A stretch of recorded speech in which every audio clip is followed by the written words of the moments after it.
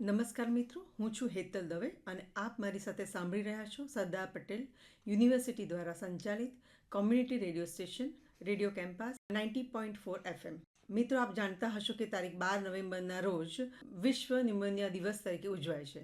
આ ઉજવણીના ભાગરૂપે શ્રી કૃષ્ણ હોસ્પિટલ કરમસદ તથા રેડિયો કેમ્પસ 90.4 FM દ્વારા એક વિશેષ કાર્યક્રમનું આયોજન કરવામાં આવ્યું છે. આ સંદર્ભે ન્યુમોનિયાના વિષય પર વાતચીત કરવા તેમજ રેડિયો કેમ્પસના શ્રોતાગણને વિસ્તૃત જાણકારી આપવા માટે રેડિયો કેમ્પસના સ્ટુડિયોમાં ઉપસ્થિત છે ડૉક્ટર ધવલ પ્રજાપતિ, કે જેઓ શ્રી કૃષ્ણ હોસ્પિટલ કરમસદ ખાતે ક્રિટિકલ કેર વિભાગમાં ફરજ બજાવે છે. તો આવો તેમની સાથે આ સંદર્ભે વાતચીત કરીએ અને વિસ્તૃત જાણકારી મેળવીએ. સાહેબ, સ્ટુડિયોમાં આપનું સ્વાગત છે. Thank you. હું ડૉક્ટર ધવલ પ્રજાપતિ. હું પ્રોફેસર શ્રી કૃષ્ણ હોસ્પિટલમાં એઝ એ પલ્મોનોલોજીસ્ટ તરીકે કામ કરું છું. અને ખૂબ જ અગત્યનો દિવસ છે ન્યુમોનિયા દિવસ. અને આપણે જાણીએ છીએ કે ન્યુમોનિયાને કારણે વિશ્વભરમાં અને બધી જ જગ્યાએ જે તકલીફો થઈ રહી છે, જે જાનલેવા પણ હોઈ શકે છે, એના માટેનું જે પબ્લિક અવેરનેસ આજે ગોઠવવામાં આવ્યું છે, તો એને કારણે આપણને ક્યાં ક્યાં શું ધ્યાન રાખવાનું છે, કયા લક્ષણો થાય છે અને શું સારવાર હોય છે, એના માટેનું થોડુંક પ્રાઇમરી આપણે જણાવીશું કે જેથી પબ્લિક અવેરનેસને ખબર પડે કે આનાથી આપણે શું ધ્યાન રાખવાનું છે. ડૉક્ટર સાહેબ, મારો પહેલો પ્રશ્ન છે કે ન્યુમોનિયા એટલે શું? હા, તો સૌથી પહેલાં આપણે એ સમજવું પડશે કે ન્યુમોનિયા એટલે શું. ન્યુમોનિયા એટલે ફેફસાની અંદર થતો એક ચેપ. એ ચેપના કારણો ઘણા બધા હોઈ શકે અને એક નોર્મલી આપણા ફેફસાની અંદર ફુગ્ગાઓ, નાના નાના ફુગ્ગાઓ હોય છે, જેમાં નોર્મલી હવા જ ભરેલી હોય છે. પણ ચેપને કારણે એ જગ્યાએ પાણી ભરાઈ જવું કે પરુ ભરાઈ જવું અને નોર્મલી જે આપણે ફેફસાની અંદર હવા શ્વાસ લેતા હોઈએ અને એ આપણા લોહીની અંદર ઓક્સિજનને પહોંચાડે, ઝેરી વાયુને બહાર કાઢે, એ શ્વાસોશ્વાસની જે પ્રક્રિયા થતી હોય છે એ નોર્મલી જ્યારે હવા હોય તો એ ઇઝીલી થાય છે અને આપણને એ ઓક્સિજન બધા શરીરમાં પહોંચાડતું હોય છે. પણ જ્યારે હવાની જગ્યાએ પાણી ભરાઈ જાય કે પરુ ભરાઈ જાય તો એને કારણે એ અવરોધ પેદા કરે છે અને જેને કારણે ઓક્સિજન જેટલું માત્રામાં લોહીની અંદર જવું જોઈએ, શરીરને મળવું જોઈએ, એ મળતું નથી અને ઝેરી વાયુ જે બહાર શરીરની બહાર નીકળવો જોઈએ એ પણ નીકળતો નથી. એને કારણે દર્દીને શ્વાસ લેવામાં તકલીફ પડે અને ખાંસી આવે અને બીજા લક્ષણો થતા હોય છે. હવે આપણે જાણીએ કે ન્યુમોનિયા માટે કયા કારણો જવાબદાર હોય છે? બિલકુલ.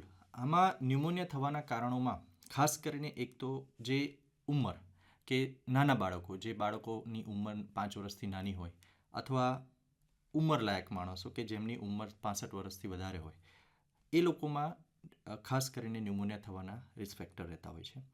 બીજું કે જે દર્દીઓની ઇમ્યુનિટી, રોગ પ્રતિકારક શક્તિ ઓછી હોય, કારણ કે ડાયાબિટીસ હોય કે બીપીની તકલીફ હોય કે બીજું ઘણી બીમારીઓ એવી હોય છે કે જેને કારણે રોગ પ્રતિકારક શક્તિ ઓછી થતી હોય છે, એમાં ન્યુમોનિયા થવાના કારણો બની શકતા હોય છે. ત્રીજી વસ્તુ કે જે લોકોને વ્યસન છે, જેમ કે વ્યસનમાં બીડી, તમાકુ, આલ્કોહોલ, એ વ્યસનોને કારણે પણ રોગ પ્રતિકારક શક્તિ ઓછી થતી હોય છે. બીજું કે જે દર્દીઓની અંદર ઓલરેડી પહેલેથી જ ફેફસાની બીમારી હોય છે, જેને આપણે ક્રોનિક લંગ ડિઝીઝ કહેતા હોઈએ છીએ, તો એ દર્દીઓમાં ખાસ કરીને ન્યુમોનિયા થવાનું જોખમ ખૂબ જ વધારે રહેતું હોય છે. જે દર્દીઓ કોઈ પણ બીમારી માટે દવા લેતા હોય કે જેને કારણે એ દર્દીની ઇમ્યુનિટી ઓછી થતી હોય છે, તો એ લોકોમાં પણ ફેફસાની અંદર ઇન્ફેક્શન કે ચેપ ફેલાવાની પ્રકૃતિ વધારે થતી હોય છે. તો આવા ખાસ દર્દીઓ હોય છે કે જેને કારણે ન્યુમોનિયા થવાની શક્યતાઓ વધી જતી હોય છે.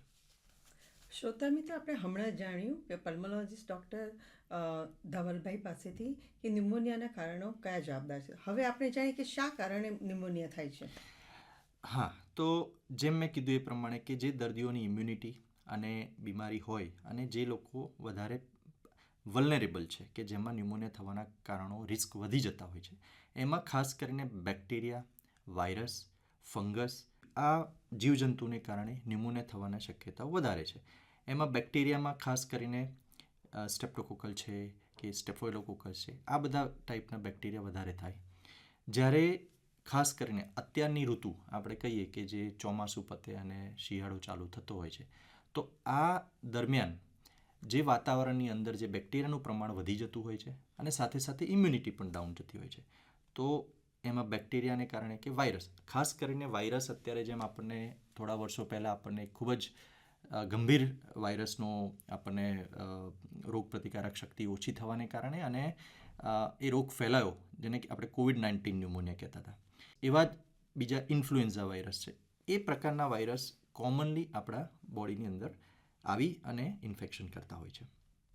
કેવી રીતે ખબર પડે કે ન્યુમોનિયા થયો છે અને લક્ષણો કયા કયા હોય છે? બરાબર. તો આપણે જાણીએ જ છીએ કે ફેફસાની અંદર કોઈ બી ઇન્ફેક્શન થાય કે કોઈ બી તકલીફ થાય એટલે બધાને સામાન્ય સંજોગોમાં ખ્યાલ જ હોય છે કે ખાંસી થાય. સાથે સાથે ખાંસીની સાથે કોઈને ગળફા કફ બનતો હોય, સફેદ કે પીળો કે લાલ કલરનો બી કફ બનતો હોય છે. સાથે શ્વાસ લેવામાં તકલીફ પડે. મેં જેમ જણાવ્યું કે જે ફેફસાની અંદર પાણી કે પરુ ભરાઈ જવાથી જે શ્વાસની પ્રક્રિયા થવી જોઈએ ના થતી હોય એને કારણે શ્વાસ લેવામાં તકલીફ પડતી હોય. એટલે સૌથી પહેલાં શરૂઆતમાં આપણને ખાલી ખાંસી ચાલુ થાય, એના પછી સાથે સાથે તાવ આવે. તાવ જરૂરી નથી કે ઠંડી લાગીને જ આવે. સામાન્ય તાવ બી હોઈ શકે છે, ઠંડી લાગીને પણ તાવ હોઈ શકે, એની સાથે ધ્રુજારી થતી હોય. આ 2 કોમન લક્ષણો છે. એ જો તકલીફ વધે તો એની સાથે શ્વાસ વધવાની તકલીફ વધતી જતી હોય છે, છાતીમાં દુખાવો થઈ શકે અને ક્યારેક ગળફાની અંદર લોહી પણ પડતું હોય છે. છેલ્લે જ્યારે તકલીફ વધે, જ્યારે આપણે એવું કહીએ કે બહુ ખૂબ જ સમય પાસ થઈ ગયો હોય ત્યારે ઘણી વખતે એ ઇન્ફેક્શન બોડીની અંદર ફેલાય અને એને કારણે મગજની અંદર જાય, ભાન ઓછું થઈ શકે છે. કોઈને અમુક ટાઈપના એટિપિકલ ન્યુમોનિયા અમે કહેતા હોઈએ, જેમાં જરૂરી નથી કે ફેફસાની રિલેટેડ જ તકલીફો આવે. એમાં ઘણી વખત કફની સાથે સાથે કોઈને ડાયરિયા એટલે કે ઝાડા થઈ જવા, કોઈને પેટમાં દુખાવો થતો, કોઈને કમળાની અસર થવી, આવા પણ લક્ષણો જોવા મળતા હોય છે. સો સામાન્ય સંજોગોમાં આ બેઝિક સિમ્પટમ્સ છે કે જે જોવા મળતા હોય છે. સરસ વાત કરી ધવલભાઈ. હવે આપણે જાણીએ કે નિદાન કેવી રીતે થઈ શકે. હા, તો આપણને જેમ જણાવ્યું કે આ લક્ષણો એક જે મેં સમજાયા એ લક્ષણોની સાથે સાથે આપણે અમુક લેબોરેટરીના રિપોર્ટ્સ કે પછી એક્સરે કે સીટી સ્કેન કરવાની જરૂર પડતી હોય છે. એટલે જ્યારે પણ તમને આવા લક્ષણો દેખાય એટલે આપણે તુરંત જ ડૉક્ટરનો સંપર્ક કરવો જોઈએ અને ડૉક્ટર તમને તપાસી અને આગળ નિદાન કરતા હોય છે. એટલે તમને પહેલાં તપાસ કરી અને જરૂરી લાગતા લોહીના રિપોર્ટો એ જરૂર પ્રમાણે કરે અને સાથે સાથે જો એવું લાગે તો ગળફાની તપાસ બી થતી હોય છે, છાતીનો ફોટો જે એક્સરે આપણે કહેતા હોઈએ છીએ અને જરૂર પડે તો આપણે સીટી સ્કેન પણ ફેફસાનું કરતા હોઈએ છીએ. આનાથી ઉપર જ્યારે એવું લાગે કે દવા આપ્યા પછી પણ જો એ આપણે નિદાન બરાબર મળતું નથી તો આવી સંજોગોમાં દૂરબીનની તપાસ કરતા હોય છે, જેને આપણે બ્રોન્કોસ્કોપી કહેતા હોઈએ છીએ. એ દૂરબીનની તપાસ એટલે આપણે નાકની અંદર કે મોઢાની અંદરથી એક દૂરબીન ફેફસાની અંદર ઉતારવાનું અને એમાંથી આપણે તપાસ માટે અંદરથી ગળફો કે એનો જે બી આપણે ટિશ્યુ કહીએ કે સ્પેસિમેન કહીએ એ લઈ અને લેબોરેટરીમાં મોકલતા હોઈએ છીએ. શું આ તપાસ ફિઝિશિયન કરે કે પછી એના માટે સ્પેશિયલ ડૉક્ટર હોય છે? બિલકુલ. અત્યારે કેવું થતું હોય છે કે જ્યારે બી આવું ફેફસાની ખાંસી કે શ્વાસમાં તકલીફ પડે કે તાવ આવે એટલે નોર્મલ જે આપણા નજીકના ફિઝિશિયન હોય ત્યાં દર્દી પહોંચી જતા હોય છે અને એ ડૉક્ટર જે દવા આપે એ લઈ અને સારવાર કરતા હોય છે. પણ ઘણી વખતે આના માટે સ્પેશિયલાઇઝ્ડ ડૉક્ટરની જરૂર પડતી હોય, ખાસ કરીને જ્યારે બી આવું સિઝન ચેન્જ થતી હોય અથવા જે મેં કીધું એ પ્રમાણે કે જે દર્દીઓ વલ્નરેબલ છે, જેમ કે નાના બાળકો, ઉંમરવાળા અથવા જેને રોગપ્રતિકારક શક્તિ ઓછી છે, ખાસ કરીને એવા દર્દીઓએ તુરંત જ જે આના સ્પેશિયાલિસ્ટ પલ્મોનોલોજીસ્ટ એટલે કે ફેફસાના ડૉક્ટરના નિષ્ણાતની ટીમ જે કરમસદની અંદર 24/7 ઇમરજન્સી અને ઓપીડીની અંદર હાજર હોય જ છે. તો તમને જ્યારે બી તમને લક્ષણો આવા જણાય તો સ્પેશિયલાઇઝ ડૉક્ટરનો સંપર્ક કરી અને આગળ એનું નિદાન કરી અને આગળ સારવાર થાય તો એનાથી થતાં જે આપણે જે લેટ પહોંચીએ અને એનાથી થતાં જે કોમ્પ્લિકેશન કહીએ અથવા એના પરિણામો જે ગંભીર પરિણામોમાં ઘણી વખતે ટ્રાન્સફર થતું હોય તો એમાંથી આપણે બચી જઈ શકીએ છીએ. ખૂબ સરસ વાત કરી. હવે આપણે જાણીએ કે ન્યુમોનિયાની સારવાર શું હોય છે. હા, તો જ્યારે પણ દર્દી ફેફસાના ડૉક્ટરની સાથે જાય છે અને શરૂઆતમાં બધા રિપોર્ટ્સ કરાવી અને પછી જ્યારે ડાયગ્નોસિસ મૂકે છે કે હા ચોક્કસ અમને ન્યુમોનિયાનું નિદાન થયું છે એટલે ન્યુમોનિયાનું નિદાન થાય એ તો ન્યુમોનિયા કયા પ્રકારનું છે, કયા બેક્ટેરિયાથી થયું છે કે વાયરસથી થયું છે કે ફંગસથી થયું છે, તો એના પ્રમાણે એની દવા આપણે સારવાર કરતા હોય છે. જેમ કે બેક્ટેરિયાથી થતા ન્યુમોનિયાને કારણે આપણે એન્ટીબાયોટિક્સ આપતા હોય છે. તો એન્ટીબાયોટિક્સ પણ એમાં સ્પેસિફિક એન્ટીબાયોટિક્સ હોય છે. જરૂરી નથી કે એક જ જાતની દવાઓ બધા જ જાતના ન્યુમોનિયામાં તમે આપો. એટલા માટે જ આપણે ફોર્સ કરતા હોઈએ છીએ કે તમે જો સ્પેશિયલાઇઝ ડૉક્ટરની પાસે જાઓ તો જરૂરી હોય એ જ એન્ટીબાયોટિક્સ આપવામાં આવે. જેમ કે વાયરલ ઇન્ફેક્શન થયું છે, વાયરલને કારણે ન્યુમોનિયા થયું છે, તો એમાં સ્પેસિફિક એન્ટીવાયરલ હોતી નથી મોટે ભાગે. જેમ કે આપણે COVID-19 ન્યુમોનિયા થયા હતા ત્યારે એન્ટીવાયરલ આપણે દવા શોધાઈ નહોતી. તો એના માટે આપણે સપોર્ટિવ મેડિસિન કે જે આપણે એના લક્ષણોને કંટ્રોલમાં રાખે એના માટેની મેડિસિન આપતા હોઈએ છીએ. હાઇડ્રેશન એટલે કે પ્રોપર બોડીની અંદર જે પાણીનો ભાગ અથવા ન્યુટ્રિશનનો ભાગ જવો જોઈએ એ આપણે આપતા હોઈએ છીએ. અને બીજી સપોર્ટિવ કેર જે આપણે જ્યારે જરૂર હોય એ પ્રમાણે આપતા હોઈએ છીએ. ફંગલ, જેમ કે આપણે કહીએ કે ફંગસનું ઇન્ફેક્શન થયું છે કે ફંગલનો ન્યુમોનિયા થયો છે, તો એના માટે ફંગસની સામે કામ કરતી દવા પણ હોય છે. અને એ દવાઓ ખાસ કરીને હોસ્પિટલની અંદર સારવાર હેઠળ હોય, ડૉક્ટરના અંડરમાં, તો એમાં જ આપણે કરતા હોય છે. હવે ઘણી વખતે બેક્ટેરિયા હોય, વાયરસ હોય કે ફંગસ હોય, જ્યારે આપણે ઘણી વખતે લેટ પહોંચતા હોઈએ છીએ અથવા રાહ જોઈને પહોંચતા હોઈએ છીએ ત્યારે થોડી વધારે કોમ્પ્રોમાઇઝ થઈ ગઈ હોય છે, કોમ્પ્લિકેશન સ્ટેજમાં પહોંચી ગઈ હોય છે, જેમાં ઓક્સિજન પણ ઘટી જાય, શ્વાસ લેવામાં ખૂબ વધારે તકલીફ પડે. જે નોર્મલ આપણે બેઠા બેઠા શ્વાસ લેતા હોઈએ તો એની અંદર આપણને ખૂબ તકલીફ પડે. આવા સંજોગોની અંદર દર્દીને પછી વોર્ડમાં કે પછી ICUમાં દાખલ કરવા પડતા હોય છે. આપણે ત્યાં શ્રી કૃષ્ણ હોસ્પિટલની અંદર વેમેડ ક્રિટિકલ કેર સેન્ટર છે, જે 24 કલાક ડૉક્ટર, મતલબ કે સિનિયર કન્સલ્ટન્ટ જે આપણે કહીએ કે સિનિયર મોસ્ટ ડૉક્ટર જે હોય, જે ICU સ્પેશિયાલિસ્ટ કહેતા હોઈએ, એ ડૉક્ટરોની ટીમ 24 કલાક હાજર હોય છે. એટલે રાત્રે બી હોય, ગમે ત્યારે તમે જાઓ ત્યારે ફિઝિકલ મતલબ ત્યાં હાજર જ હોય છે. અને એમના સારવાર હેઠળ ન્યુમોનિયાની ટ્રીટમેન્ટ ખૂબ જ ચોક્કસપણે થતી હોય છે. જ્યારે દર્દીને ન્યુમોનિયાની કન્ડિશન વધી જાય તો એને વેન્ટિલેટરની પણ જરૂર પડે. વેન્ટિલેટર એટલે આપણે મિથ્સ છે કે એવું ભ્રમ છે કે વેન્ટિલેટર એટલે દર્દી ખરાબ કન્ડિશનમાં છે, હવે પાછો નહીં જ આવે. પણ વેન્ટિલેટર એ એવી વસ્તુ છે કે એક સપોર્ટ સિસ્ટમ છે. જે દર્દીની અંદર ન્યુમોનિયા કે ઇન્ફેક્શન થયું છે તો એને આપણે ટેમ્પરરી સપોર્ટ આપવાની જરૂર છે, કારણ કે ફેફસા બરાબર કામ કરતા નથી. તો વેન્ટિલેટર આપણે મૂકીએ, જેને સપોર્ટ સિસ્ટમ કહીએ આપણે, તો જો એ સપોર્ટ સિસ્ટમ થોડા ટાઈમ માટે ફેફસાને આરામ આપે અને આપણી જો ટ્રીટમેન્ટ જે એન્ટીબાયોટિક્સ છે કે એન્ટીવાયરલ ટ્રીટમેન્ટ છે કે ફંગલ માટેની ટ્રીટમેન્ટ છે એ બરાબર કામ કરે તો દર્દીને એ જે બી બીમારી થઈ છે, જે બી ડેમેજ થયું છે ફેફસાની અંદર, એ રિકવર થઈ શકે છે. અને જો એ રિકવર થાય તો ધીરે ધીરે વેન્ટિલેટર પણ આપણે દર્દી પરથી સપોર્ટ સિસ્ટમને ખસેડી શકીએ છીએ. તો એ ખાસ ધ્યાન રાખવાનું છે કે વેન્ટિલેટર પર દર્દી જાય એનો મતલબ એવો નથી કે એ હવે રિકવર નહીં જ થાય. જેમ બીમારી વધતી જાય અથવા જે બીમારી હોય એના બેઝ પર જે રિકવર થઈ શકે એવી હોય એમાં આપણે કોઈ બી સપોર્ટ સિસ્ટમ મૂકીએ તો ધીરે ધીરે સપોર્ટ સિસ્ટમ ખસેડી શકીએ છીએ. સો સારવાર માટે શરૂઆતમાં OPD બેઝ પર, એટલે કે ખાલી આઉટ પેશન્ટ તરીકે આપણે જઈ બતાવી શકીએ છીએ. તકલીફ વધારે હોય તો વોર્ડમાં દાખલ કરવાની જરૂર પડે છે. એનાથી વધારે તકલીફ થાય તો આપણે ICUમાં લઈ જઈ અને એની સારવાર પૂરી કરતા હોઈએ છીએ. ખૂબ સરસ વાત કરી ડૉક્ટર ધવલભાઈએ કે હોસ્પિટલમાં ન્યુમોનિયાની સારવાર કેવી રીતે આપી શકાય. હવે આપણે જાણીએ કે હોસ્પિટલમાંથી રજા આપ્યા પછી ઘરે શું ધ્યાન રાખવાનું હોય છે? બિલકુલ.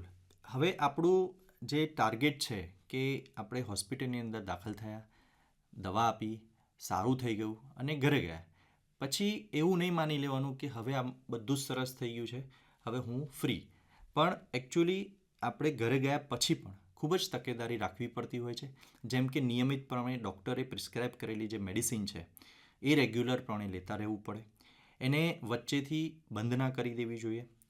પાણી ડૉક્ટરના સલાહ પ્રમાણે કેટલું લિક્વિડ આપણે લેવાનું છે એ પ્રમાણે લેતા રહેવું પડે. પ્રોપર બરાબર આરામ કરવો પડે. જ્યાં સુધી ડૉક્ટર આપણને કહે નહીં ત્યાં સુધી પ્રોપર રેસ્ટ લેવો પડે કે જેથી બોડીની ઇમ્યુનિટી બૂસ્ટઅપ થાય, સાથે સાથે રેસ્ટ પણ મળે.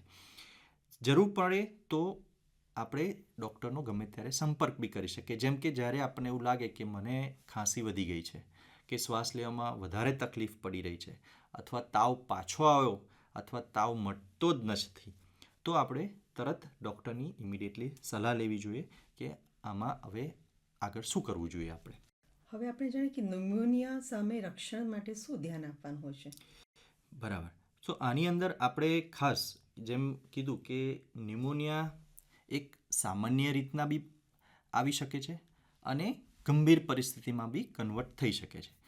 તો આપણે જ્યારે ગંભીર પરિસ્થિતિમાં જાય અને એ આપણા જીવના જોખમ પર રહે, તો ત્યાં સુધી આપણે ના પહોંચીએ, એના માટે જો થોડી તકેદારી વધારે રાખીએ તો એ સ્ટેજ પર પહોંચતા અટકી શકીએ છીએ. જેમ કે સૌથી પહેલાં આપણે આપણી ઇમ્યુનિટીને બૂસ્ટઅપ કરવાની છે. તો ઇમ્યુનિટી માટે પ્રોપર ન્યુટ્રિશન અને લાઇફસ્ટાઇલ.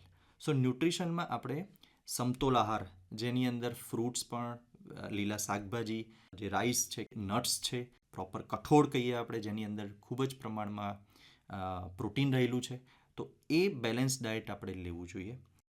બહારનું મતલબ જે અત્યારે જંક ફૂડ કહીએ છીએ, જેની અંદર બસ ખાલી ટેસ્ટ જ છે, જેમાં ન્યુટ્રિશન બિલકુલ નથી આવતું, તો એ આપણે અવોઇડ કરવું જોઈએ. આપણે પોતે પ્રોપર હાઇડ્રેશન એટલે લિક્વિડ જરૂરી માત્રામાં જે ડૉક્ટરની સલાહ પ્રમાણે હોય એ પ્રમાણે લેવું જોઈએ. રેગ્યુલર એક્સરસાઇઝ કરતા રહેવું જોઈએ. ઘણી વખતે બેઠાડું જીવનને કારણે આપણી એક્સરસાઇઝ થતી નથી, જે આપણે કહીએ જાડાપણું એ આવે, અને એને કારણે ઇમ્યુનિટી પણ ડાઉન થાય, સાથે સાથે ઇન્ફેક્શન થવાના ચાન્સીસ પણ વધતા હોય છે. બીમારી જેમ કે કોઈને ડાયાબિટીસ છે, બીપી છે, હાર્ટની બીમારી છે, લીવરની બીમારી છે, કિડનીની બીમારી છે, તો આવા દર્દીઓએ પ્રોપર પ્રમાણમાં જે ટ્રીટમેન્ટ પ્રિસ્ક્રાઇબ કરી હોય ડૉક્ટર તરફથી એને એ પ્રમાણે લેવું જોઈએ. અને ડાયાબિટીસ છે, બીપી છે, એ બધાને જેટલું બને એટલું કંટ્રોલ રાખવો જોઈએ એક્સરસાઇઝથી કે પછી જમવાથી, તો એ ઇમ્યુનિટીને ડાઉન ના કરે અને એને કારણે આપણી ઇમ્યુનિટી બૂસ્ટઅપ રહે. તો એક હતું આપણું ન્યુટ્રિશન અને લાઇફસ્ટાઇલ. બીજું છે કે હાઇજીન, એટલે કે આપણે જેમ કોવિડમાં બધા જને ખબર છે કે આપણે કેટલું બધું આલ્કોહોલ બેઝ જે સ્ટરીલિયમ આપણે બધાને જ ખબર છે કે કેટલું પ્રોપરલી યુઝ કરતા થયા હતા, કારણ કે આપણને બીક હતી કે મને COVID-19 ના થઈ જાય. પણ એ COVID-19 પતી ગયા પછી પણ હજુ પણ એવા કેટલાય કેસો આવી રહ્યા છે કે જે આપણા ધ્યાનમાં પણ નથી. તો એ આપણે જો સિમ્પલ સ્ટેપ છે, જે આપણે રેગ્યુલર હેન્ડવોશ, કે આપણે કોઈ બી હોસ્પિટલમાં ગયા કે ઘરમાં આવીએ તો ફ્રિકવન્ટ હેન્ડવોશ કરતા રહેવું જોઈએ, કે નોર્મલ સાબુથી કે ડિટર્જન્ટ કોઈ બી આપણે વાપરીએ તો એનાથી પ્રોપર હેન્ડવોશ કરીએ તો એનાથી જે જીવજંતુઓ કોમન છે એ નષ્ટ પામતા હોય છે.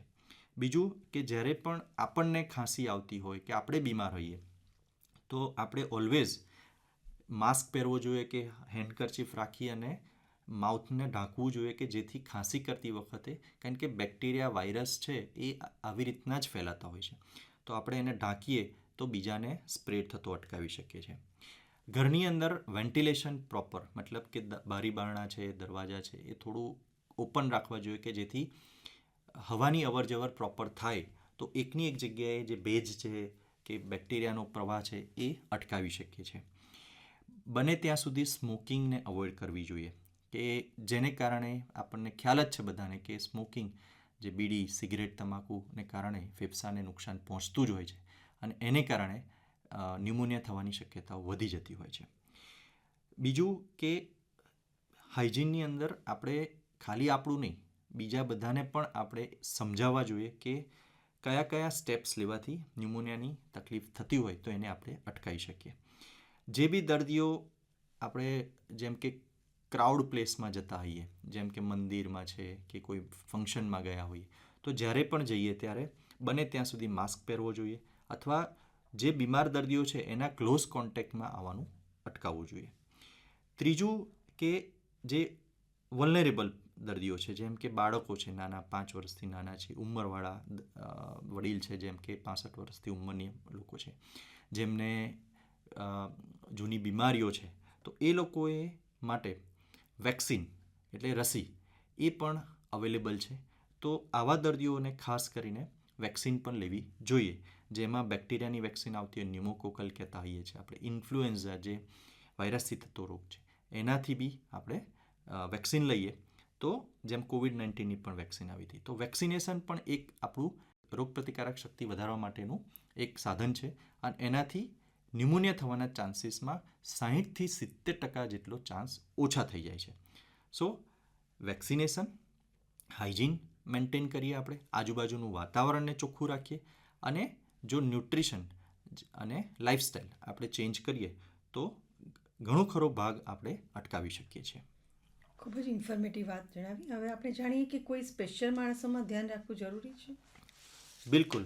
આપણે હમણાં જ ડિસ્કસ કર્યું કે જે દર્દીઓ ની ઉંમર નાના છે, જેમ કે 5 વર્ષથી નાના બાળકો અને 65 વર્ષથી ઉંમરના લાયક માણસો, આની અંદર નાના બાળકોની અંદર હજુ રોગપ્રતિકારક શક્તિ જોઈએ એટલી ડેવલપ થઈ ના હોય, એટલે એ લોકોમાં ઇન્ફેક્શન થવાના ચાન્સીસ ખૂબ વધી જતા હોય છે. અને નાના બાળકોમાં તમે જોશો તો હેન્ડલિંગ એટલે કે રમાડવા માટે લોકો આવતા હોય, એ ગમે ત્યાં નીચે રમતા હોય, એટલે પોતાના મોઢાની અંદર હાથ નાખે કે કોઈ બી જગ્યાએ એ ટચ થતું હોય તો એવા સંજોગોમાં એ લોકોને ઇન્ફેક્શન થવાના ચાન્સીસ વધી જતા હોય છે. એવી જ રીતના ઉંમરલાયક માણસોની આપણે વાત કરીએ, એઓની અંદર બીમારીઓ વધારે હોય, જેમ કે ઉંમર હોય એટલે ડાયાબિટીસ, બીપી, કિડનીની બીમારી, લીવરની બીમારી, તો એ લોકોની રોગપ્રતિકારક શક્તિ પણ ઓછી થઈ જતી હોય છે. સાથે સાથે આવા ઉંમરલાયક દર્દીઓ ઘરની અંદર વધારે રહેતા હોય બહાર નીકળવાની જગ્યાએ, તો ઘરની અંદર એક ક્લોઝડ એન્વાયરમેન્ટ હોય એટલે બંધ બારણે રહેતા હોય, તો એવામાં ખાસ કરીને ફંગસ ઇન્ફેક્શન કે વાયરલ ઇન્ફેક્શન થવાના ચાન્સીસ ખૂબ વધી જતા હોય છે. તો આના માટે આપણે એ રોગપ્રતિકારક શક્તિ વધારવા માટેના સ્ટેપ્સ લેવા જોઈએ. ત્રીજું કે જે દર્દીઓને ઓલરેડી જૂની ફેફસાની બીમારી છે, બીડીને કારણે કે કોઈ બી વાતાવરણને કારણે ફેફસા નબળા થઈ જાય, અથવા પહેલાં કોઈ ઇન્ફેક્શન થયું હોય, ટીબી થયો હોય કે બીજું કોઈ જાતનું ન્યુમોનિયા થયું, એને કારણે ફેફસા ડેમેજ થયેલા હોય, ઓર જૂની બીમારીમાં ડાયાબિટીસ, બીપી કે એ લોકો જે છે એમાં આ ઇન્ફેક્શન થવાની શક્યતા ખૂબ જ વધી જતી હોય છે. તો એમાં આપણે ખાસ કરીને ધ્યાન રાખવું પડતું હોય છે. હવે આપણે જાણીએ કે સમયસર સારવાર નહીં થવાથી શું પરિણામ મળતું હોય છે. બિલકુલ. તો મેં જેમ સમજાવ્યું કે ન્યુમોનિયાનું સ્ટેજ એક સામાન્ય ન્યુમોનિયાથી લઈ અને ખૂબ જ જે જીવ જોખમી ન્યુમોનિયા કહીએ આપણે, ત્યાં સુધીમાં કોઈ બી જગ્યાએ થઈ શકે છે. જો આપણે શરૂઆતની અંદર એને બહુ ધ્યાનમાં ના લઈએ કે શરૂઆતના લક્ષણોને આપણે ધ્યાનમાં ના લઈએ અને જાતે આપણે ઘરગથ્થુ દવાઓ કરીએ કે પછી કોઈ સ્ટોરમાં જઈને ડાયરેક્ટ મેડિકેશન લઈ લેતા હોઈએ છીએ, તો એવામાં મોટે ભાગે બીમારી અટકી જતી હોય. પણ જ્યારે એ બીમારી જો ચોક્કસ પ્રમાણે એનું નિદાન ના થાય અને એ વધે અને થોડા સમય પછી આપણે એને જો ડૉક્ટર પાસે પહોંચીને સારવાર કરવા માટે જઈએ અને એવા સ્ટેજમાં પહોંચ્યા હોઈએ કે ત્યાંથી એને રિકવર કરવું થોડું અઘરું બને, તો એવા સંજોગોની અંદર એના પરિણામોમાં ખાસ કરીને ફેફસામાં પાણી ભરાઈ જાય. જે ન્યુમોનિયા છે, ચેપ લાગ્યો છે, એની સાથે સાથે ફેફસાની અંદર એટલે એક ફેફસાની બહારની આવરણમાં પાણી ભરાઈ જતું હોય છે. સાથે ફેફસાની અંદર પરુ પણ થઈ જાય, એને આપણે એપ્સેસ કહીએ. એ પરુ થઈ જાય તો એ પરુને કાઢવા માટે તકલીફ વધારે પડે, કારણ કે ઓપરેશન બી કરવાની શક્યતાઓ થઈ શકે છે એની અંદર. પરુ થયા પછી જો એ પરુનો ભાગ આપણે જો બ્લડની અંદર ફેલાય તો એ બ્લડની અંદર આખા શરીરમાં એ ચેપ ફેલાઈ શકે છે, કારણ કે બ્લડ આપણું આખા શરીરમાં બધે જ જાય છે. તો એ ચેપ બીજા બધા અંગોને પહોંચે છે, જેમ કે મગજને બી પહોંચે, કિડનીને પહોંચે, લીવર પર પહોંચે. તો આ સંજોગોમાં આ બધા અંગોને પણ નુકસાન પહોંચાડે છે અને એ ધીરે ધીરે ફેલ થતા જાય. એટલે કિડની જે કામ કરવાનું છે એ ના કરે, લીવરને જેને કામ કરવાનું ના કરે, તો એને મલ્ટી ઓર્ગન ફેલિયર કહેતા હોઈએ આપણે. જો ન્યુમોનિયાની ઇફેક્ટ વધી જાય, બ્લડની અંદર જઈ અને અંગોને પહોંચાડે બીજા અંગોમાં, તો એ અંગ ફેલ થવા માંડે છે અને એને કારણે અલ્ટિમેટલી એક બોડી જે આપણી કનેક્ટેડ છે એકબીજા અંગો સાથે, એ એકબીજાને પણ નુકસાન પહોંચાડવાનું કામ કરતું હોય છે. એને આપણે સેપ્ટિક શોક પણ કહેતા હોઈએ છીએ, જેને કારણે એ સેપ્સિસ એટલે ઇન્ફેક્શન, ચેપ, એ આખા બોડીમાં ફેલાઈ અને બીજા અંગોને નુકસાન કરતું હોય છે. છેલ્લા સંજોગોમાં જ્યારે આ બધું જ આપણે દવાઓ આપીએ કે ટાઈમ પર આપણી દવા સ્ટાર્ટ ના થઈ હોય, તો છેલ્લા સંજોગોમાં ફેફસાની અંદર સોજો આવવા માંડે છે. એને આપણે ARDS કહીએ અમે. એ એવો સોજો હોય છે કે જે ફેફસાને સ્ટીફ કરી દે, મતલબ કે જકડાઈ જાય, જેની અંદર ઇન્ફેક્શન માટેની જે દવા આપતા હોઈએ એ પણ કામ કરતી નથી હોતી, જેની અંદર આપણે પછી વેન્ટિલેટર મૂકતા હોઈએ છીએ અને વેન્ટિલેટરથી એને સપોર્ટ આપતા હોઈએ જ્યાં સુધી એ સપોર્ટ આપીએ અને ફેફસા રિકવર ના થાય ત્યાં સુધી એ સપોર્ટ સિસ્ટમની જરૂર પડે છે.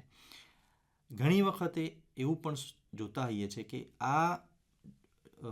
આટલું બધું દવાઓ આપવાથી કે વેન્ટિલેટર આપ્યા છતાંય ઘણી વખતે જે બોડી રિસ્પોન્ડ કરવી જોઈએ, મતલબ બોડીએ લડત આપવી જોઈએ દવાઓની સાથે, એ નથી આપતી હોતું. કારણ કે આપણે બહુ ખૂબ જ લેટ સ્ટેજમાં પહોંચ્યા હોઈએ હોસ્પિટલમાં, અથવા આપણે સ્પેશિયલાઇઝ, જેમ કે મેં કીધું એ પ્રમાણે, કે ફેફસાના ડૉક્ટરનો સંપર્ક પહેલેથી ના કર્યો હોય, એવા સંજોગોમાં દર્દીનું જાનનું જોખમ પણ રહેલું હોય છે. અને એક નેક્સ્ટ સ્ટેપ કે જ્યારે ARDS થાય તો હવે નવી ટેકનિક પણ આવી છે સારવારની અંદર, કે ECMO કહીએ છીએ આપણે એને. ECMO એટલે એક અલગ ટાઈપનું સપોર્ટ સિસ્ટમ જે આર્ટિફિશિયલ ફેફસાનું કામ કરે, હૃદયનું કામ કરે. એ ECMOમાં જ્યારે દર્દીના ફેફસા છેલ્લા સ્ટેજમાં ખરાબ થઈ ગયા હોય અથવા હૃદય છેલ્લા સ્ટેજમાં ખરાબ થયું હોય અને ટેમ્પરરી આપણે એને પૂરેપૂરો સપોર્ટ આપવાની જરૂર પડી, તો આવા સંજોગોમાં એ ECMO મશીન, જે આર્ટિફિશિયલ આપણે કૃત્રિમ ફેફસું કહીએ કે કૃત્રિમ હૃદય કહીએ, એ પ્રમાણેનું કામ કરે છે. એટલે આપણા શરીરની અંદરથી એ લોહી એ નળીઓ દ્વારા બહાર કાઢવાનું, મશીનની અંદર એને શુદ્ધ કરવાનું, સાથે સાથે એને પૂરેપૂરો જે ફેફસા કામ કરે છે, ઓક્સિજન આપવાનો, કાર્બન ડાયોક્સાઇડને બહાર કાઢવાનો, ઝેરી વાયુને, એ કામ મશીન કરે છે. અને એ જ આપણે પાછું શરીરની અંદર પાછું મોકલવાનું, કે જેથી જે ફેફસા કામ નથી કરી રહ્યા એ મશીન કરે અને ઓક્સિજન અને ઝેરી વાયુને જે બી એનું આપલે કરવાની છે કરતું હોય છે. એ પદ્ધતિ આપણે શ્રી કૃષ્ણ હોસ્પિટલમાં પણ ઉપલબ્ધ છે. જ્યારે બી આવા દર્દીઓને આવી જરૂર પડે છે ત્યારે આપણે એ ECMO મશીન પર દર્દીને રાખતા હોઈએ છીએ અને એની સારવાર થતી હોય છે. શું આપ સમાજને કોઈ મેસેજ આપી શકશો જે મદદરૂપ થઈ શકે? હા, તો આપણે જે આ અવેરનેસ પ્રોગ્રામ રાખ્યો છે એ ખાસ સમાજ માટે જ છે, કે જે આપણને ખ્યાલ છે કે શું ન્યુમોનિયા છે, એને કારણે શું તકલીફો થઈ રહી છે અને શું એની સારવાર છે. તો આપણે થોડા સ્ટેપ આપણે કોમ્યુનિટીની અંદર લઈએ તો એ ન્યુમોનિયાને સ્પ્રેડ થતો પણ અટકાવી શકીએ છીએ, આપણામાં કે આપણા ઘરના સ્વજનોની અંદર થતો પણ અટકાવી શકીએ છીએ. એમાંનું સૌથી પહેલાં છે કે આપણે હાઇજીન, કારણ કે મેં કીધું એ પ્રમાણે વારે વારે હાથ ધોવાના, એટિકેટ્સ, મતલબ કે તમને તકલીફ હોય તો માસ્ક પહેરો, બીજાને સ્પ્રેડ થતો અટકાવો, કોઈને ખાંસી થઈ હોય અથવા બીમાર હોય તો એની નજીકમાં જતા અટકો કે એ સ્પ્રેડ ના થાય. એર પોલ્યુશન, જે આપણે ઘરની અંદરનું એર પોલ્યુશન કહીએ કે ઘરની બહારનું એર પોલ્યુશન કહીએ, કે ધુમાડા, અત્યારે પહેલાં તો ચૂલા પર કામ થતું હતું, ઘરની અંદર પણ રહેતા હતા, તો એને કારણે જે એન્વાયરમેન્ટની અંદર વાતાવરણમાં જે ધુમાડો ફેલાતો હતો એને કારણે જે બીમારી ફેલાતી હતી, એને આપણે બને એટલું અટકાવી શકીએ છીએ. પ્રોગ્રામ કે જેમ કે ન્યુટ્રિશનના પ્રોગ્રામ, આપણે જે દર્દીઓ કે માણસોની અંદર જ્યાં આગળ ખોરાક, જે સમતોલન ખોરાક મળતો નથી, તો આપણે એવા પ્રોગ્રામ કરીએ કે એટલીસ્ટ એ લોકોને પૂરતો ખોરાક મળી રહે અને ઇમ્યુનિટીને બૂસ્ટઅપ કરી શકીએ, ખાસ કરીને નાના બાળકોથી લઈને મોટા વડીલો માટે. તો આ ન્યુટ્રિશન છે એ બહુ મોટો અગત્યનો ભાગ ભજવે છે. અને લાસ્ટ છે વેક્સિનેશન, રસીકરણ. તો જણાવ્યું એ પ્રમાણે જે લોકોને ન્યુમોનિયા થવાની શક્યતાઓ વધારે છે એ લોકો માટે આપણે વેક્સિનેશનનો એક પ્રોગ્રામ રાખીએ અથવા એમને સજેસ્ટ કરીએ કે રસીકરણ મૂકવું જોઈએ, તો એનાથી 60-70% લોકોમાં ન્યુમોનિયા થવાનું જોખમ ઘટી જતું હોય છે. ડૉક્ટર સાહેબ, તમે આ પ્રેક્ટિસમાં તમે હજારો પેશન્ટને જોયા હશે અને કેટલાક એવા પણ પેશન્ટો છેલ્લી ઘડી આવ્યા હશે, તો શું કારણ છે કે એમનામાં જેવા ખોટા મંતવ્યો હોય છે તે જરા જણાવશો? તો કીધું એ પ્રમાણે કે સૌથી પહેલાં ન્યુમોનિયા શું એ લોકોને ખબર નથી હોતી. એમને એવું જ હોય છે કે ન્યુમોનિયા એટલે એક જાતનો કોલ્ડ, એટલે જે સામાન્ય શરદી થતી હોય છે કે એ. તો એ સમજવું જરૂરી છે કે ન્યુમોનિયા એટલે ફેફસાની અંદર થતો ચેપ, જે જાન લેવા પણ હોઈ શકે છે. એટલે એને આપણે એકદમ લાઇટલી લેવું ના જોઈએ. બીજી વસ્તુ કે રસીકરણ માટે જ્યારે અમે દર્દીઓને સમજાવતા હોઈએ છીએ કે રસીની જરૂર છે તો એ ખોટા મંતવ્યો મૂકતા હોય છે કે રસીને કારણે તકલીફો વધતી હોય છે. એટલે એવું નથી. રસી મુકાવાથી ન્યુમોનિયા થવાના જોખમ તો ઘટે જ છે. સાથે સાથે કોઈને ન્યુમોનિયા પણ થાય તો એ ન્યુમોનિયા લાંબો ટકતો નથી. એટલે ન્યુમોનિયા થાય તો સામાન્ય લક્ષણો સાથે મટી જતો હોય છે. તો એક આ રસીકરણ માટેનું ખાસ કરીને અને જે ન્યુમોનિયાની જે એને સમજવાની જે છે એ લોકોમાં ઓછી હોય છે. ત્રીજી વસ્તુ કે જ્યારે પણ ન્યુમોનિયા અથવા આવા લક્ષણો ન્યુમોનિયાને લગતા લક્ષણો થતા હોય છે ત્યારે એ ઘરગથ્થુ દવાઓ કરી દેતા હોય છે અથવા કોઈ આપેલી ફાંકી લઈ લેતા હોય છે કે કોઈ બી ફાર્મસી સ્ટોર પર જઈ અને ત્યાંથી ડાયરેક્ટ મેડિસિન લઈ લેતા હોય છે અને એને પર જ ધ્યાન રાખતા હોય છે કે 4-5 દિવસ સુધી રાહ જોતા હોય. તો આપણે સમજાવ્યું એ પ્રમાણે કે જ્યારે પણ આવા લક્ષણો જણાતા હોય છે ત્યારે ચોક્કસ પ્રમાણે સ્પેશિયાલિસ્ટ ડૉક્ટર જે ફેફસાના નિષ્ણાત છે એનો કોન્ટેક્ટ કરવો જોઈએ. આ દિવસ બદલ તમારો ખૂબ ખૂબ આભાર, કારણ કે ન્યુમોનિયા માટે જે અવેરનેસની જરૂર છે, જે ખોટા મંતવ્યો મગજમાં છે અને કોમ્યુનિટી લેવલ પર ન્યુમોનિયાનું શું જ્ઞાન છે એ આજે આપણે સ્પ્રેડ કર્યું એ બદલ તમારો ખૂબ ખૂબ આભાર. Thank you so much doctor સાહેબ. Thank you. તો મિત્રો, આ હતા ડૉક્ટર ધવલ પ્રજાપતિ કે જેઓએ ન્યુમોનિયા વિષય અંતર્ગત વિસ્તૃત માહિતી આપી. આશા છે કે આપને આ કાર્યક્રમ દ્વારા ખૂબ જ જાણકારી પ્રાપ્ત થઈ હશે અને આવા જ કોઈ રસપ્રદ કાર્યક્રમ સાથે ફરી મળીશું. ત્યાં સુધી રજા આપશો. આભાર.